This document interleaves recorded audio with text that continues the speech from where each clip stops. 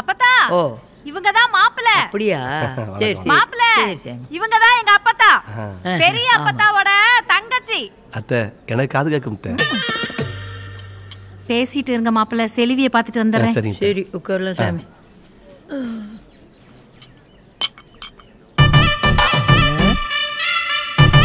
ஆமா நீ சூலேஸ்வரம்பட்டி சீமையம் பேரன் தானே?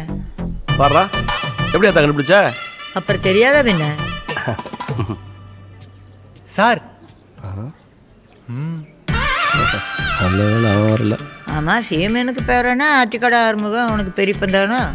ஆமா அப்பத்தா, இது வேற. சக்கரை மேல அத்தை கூப்பிட்டாங்க போ. சக்கரையா? இவன் எதுக்கு இப்போ மேலே போகிறான்? செல்வி வேற இன்னும் கீழே வரல. நீங்கள் நினைக்கிற மாதிரி எங்களுக்கு நடுவில் எதுவுமே கிடையாது. என்னால் உங்கள் நிச்சயத்துக்கு எந்த பிரச்சனையும் வராது. பின்வழியாக ஓடிடுவாங்களோ? அப்போ வேலுப்பட்டி நாகராஜுக்கு நீ 3 பங்காளி.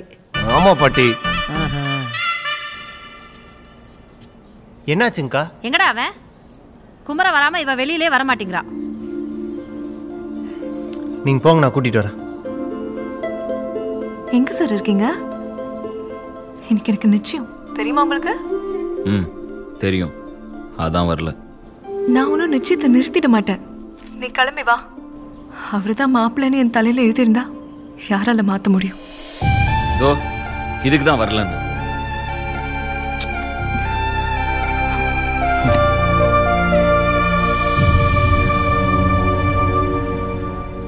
என்னதான்டா நடக்குது? ஏதோ தப்பா இருக்கே.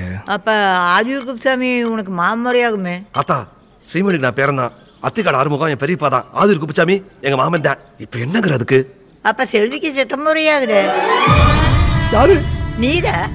நானா? ஆமா. எப்படி காட்டுவ? செல்வி மகமுறையாதாண்டி.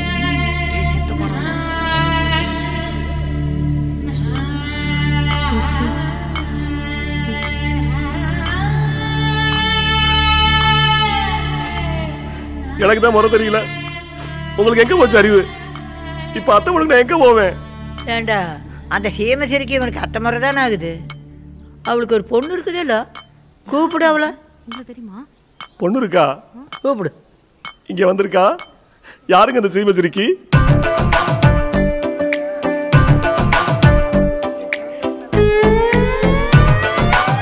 என்ன கழுத மாப்பிள்ளையே பிடிச்சிருக்கா?